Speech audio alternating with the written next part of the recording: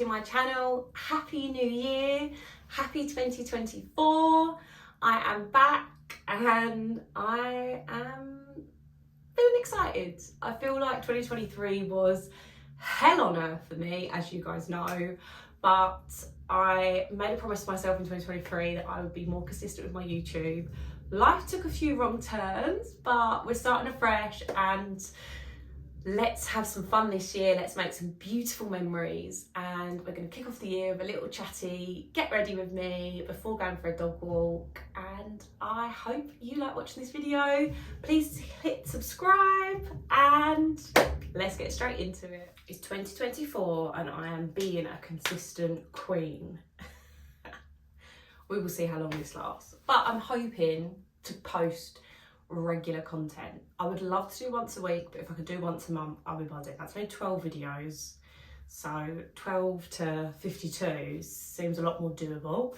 But yeah, I need to get ready, so I thought I would just put the camera on whilst I'm getting ready and we can have a little chat. Thank you so much for the love on my kind of back to YouTube video. It was so nice that like a few of you guys are still here, even though I've not posted in what feels like forever.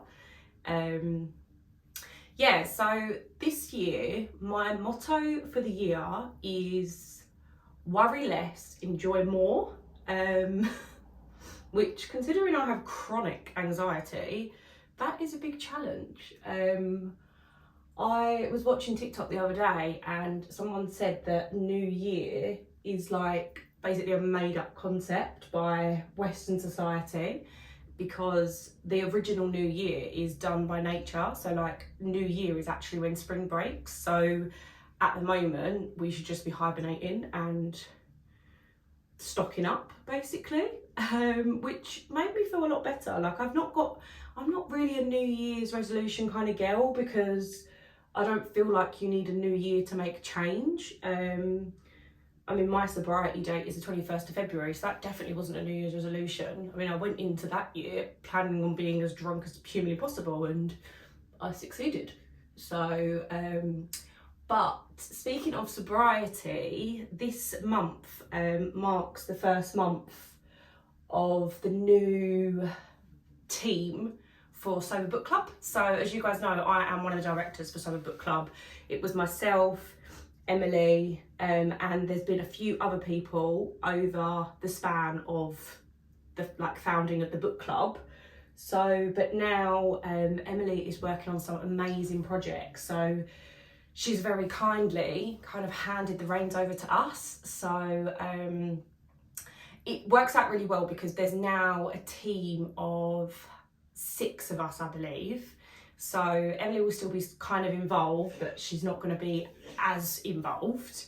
So yeah, it means that everything's split between the 6 of us, which makes it a lot more manageable.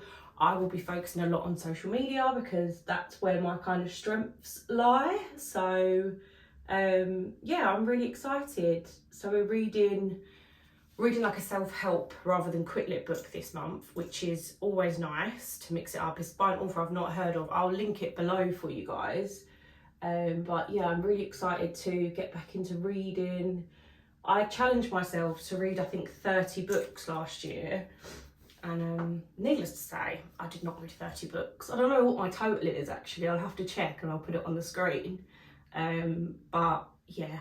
I think the problem with me is obviously where I have undiagnosed ADHD, I will hyperfix and be like, oh my God, I'm going to read 100 books. And then once I stop reading, I then fall off the bandwagon and don't pick up a book for months, and then we'll read a book in a night.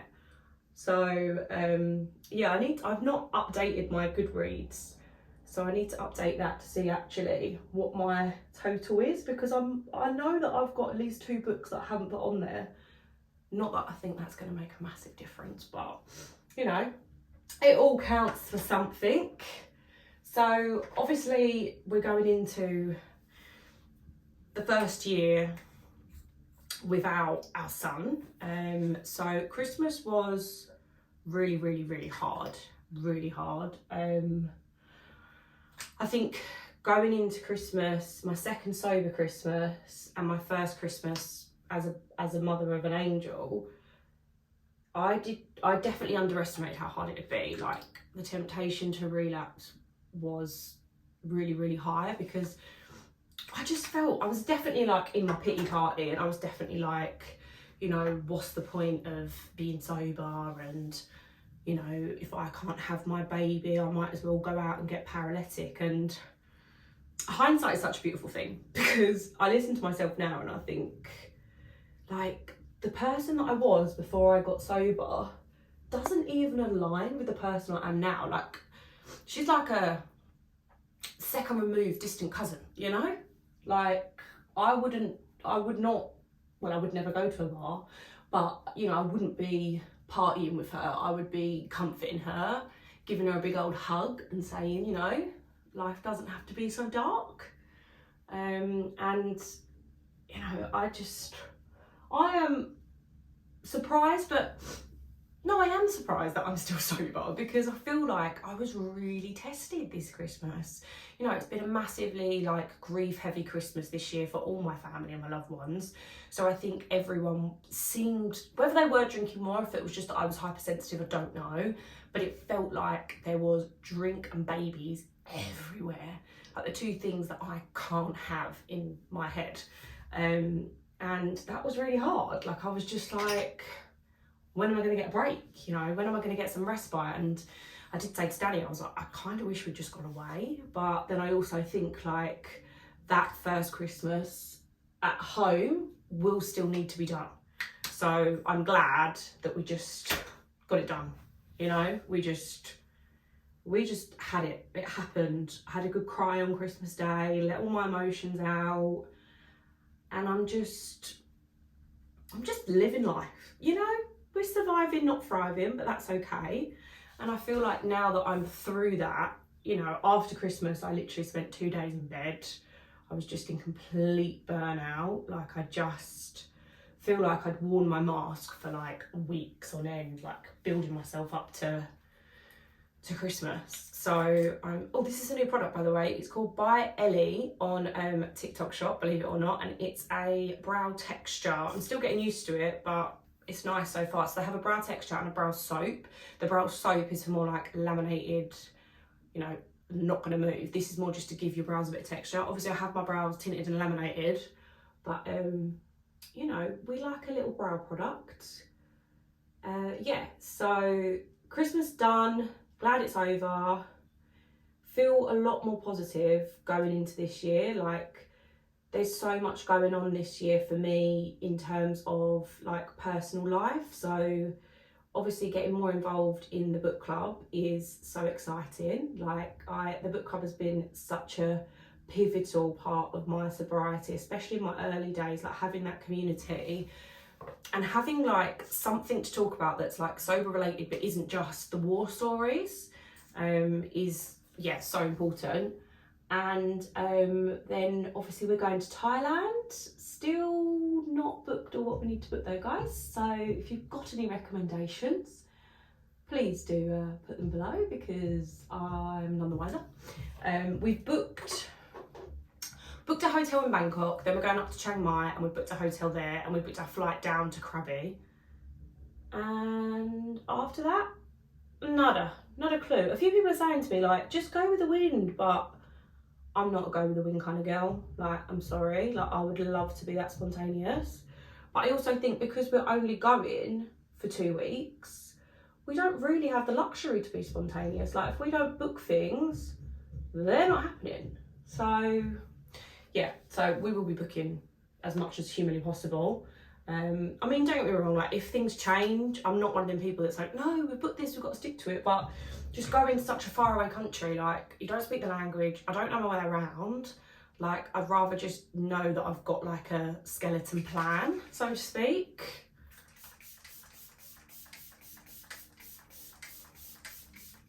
So yeah, so that's up till February.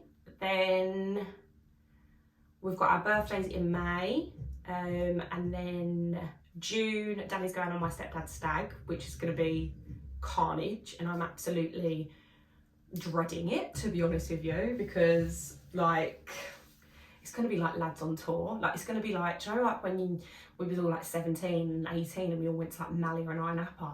That's what it's going to be. I can feel it in my bones. And then in August, we've got my mum's hen and I'm maid of honour.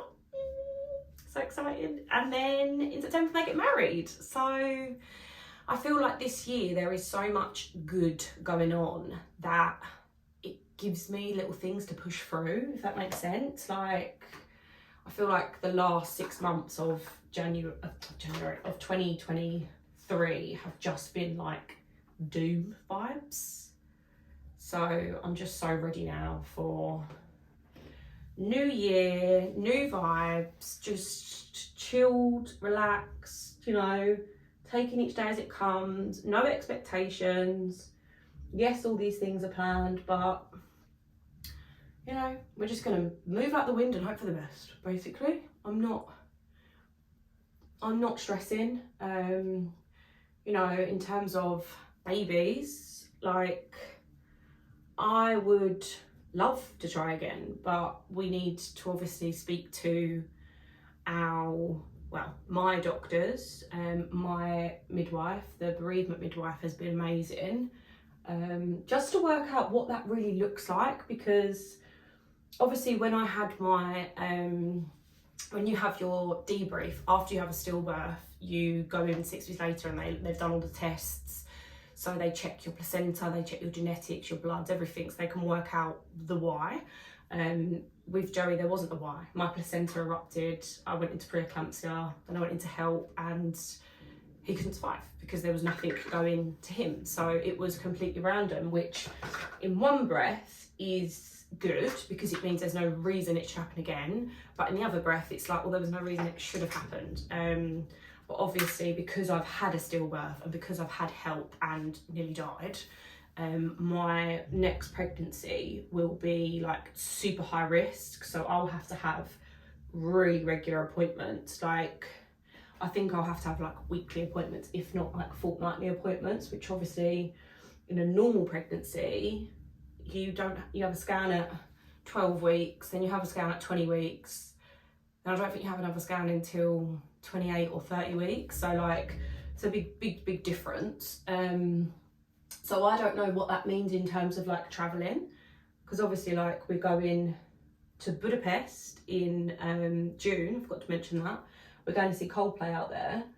And as much as that's only a weekend away, like if I'm not able to fly, we can't try.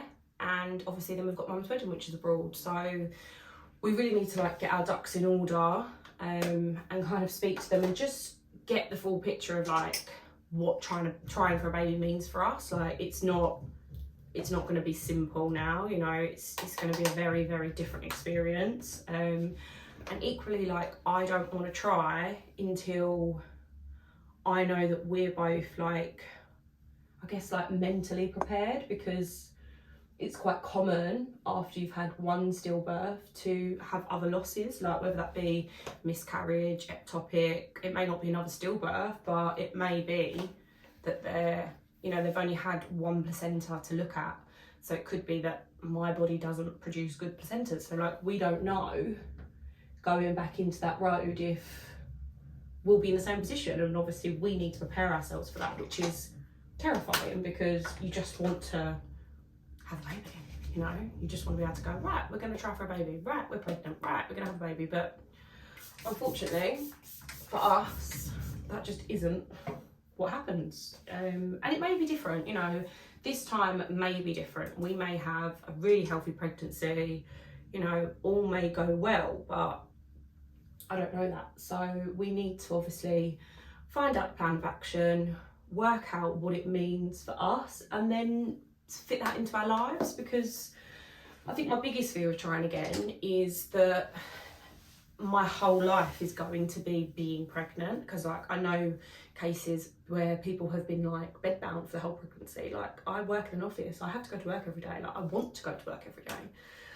So yeah, it's a lot to think about, but I know a few of you have messaged me and asked, and you know, I really appreciate you checking in, and kind of saying that, you know, one day we'll get our rainbow baby, and I truly believe that. And I know some people take offence to that, and I feel like at the beginning I did, but now I really appreciate that, you know, you're thinking of me. So yeah, I feel like I've just waffled on at you, but main updates is worry less, live more. I am spending a lot more time with the Sober Book Club, so if you're over on my Instagram, go and check us out. They're all linked in my bio and things like that. And obviously it's dry January, so if you are coming onto my channel looking for some sober content, I have got a playlist, and I wish you every success. I am not a massive fan of dry January because the first month is the hardest. You know, if you want to give sobriety a go, give yourself 6 months. I will say that until the cows come home. But if you just want to have a detox, then I wish you every success. I've got a few videos offering alcohol-free options, because I know people still like to have something nice to drink but alcohol-free, and hopefully that will be really helpful for you. And I will catch up with you guys soon, and we'll catch up, and yeah, I love you so much. Thank you for watching, and I'll see you real soon.